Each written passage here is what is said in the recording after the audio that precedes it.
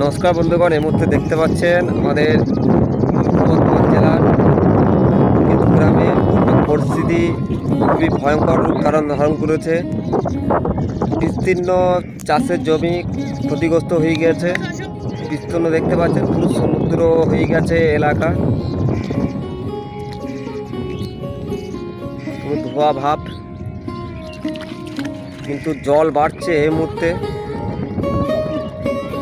কিন্তু সমস্ত চাষের জমি এই মুহূর্তে জলের তলায় চলে গেছে। কিন্তু এটা সকালবেলায় কিন্তু জল ছিল না, এটা জল কিন্তু বাড়তে শুরু করেছে।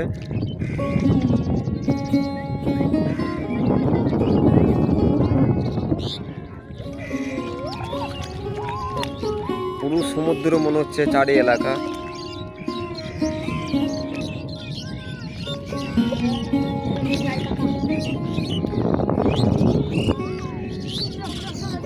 পরিস্থিতি দেখুন এই মুহূর্তে,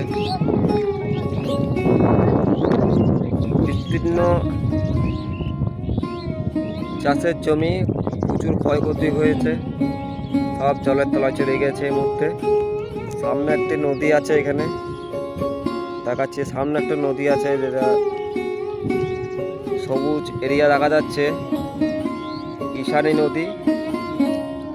তার কিছু দূরে রয়েছে আমাদের অজয় নদ। বিস্তীর্ণ ড্যামেজ থেকে জল ছাড়ছে, তার এর প্রভাব পড়ছে এই দিকটায় আমাদের গ্রামের। আমাদের এই এরিয়াটা দেখালাম, কেতুগ্রামে আরও এরিয়া আছে ওই দিকটা দিয়ে।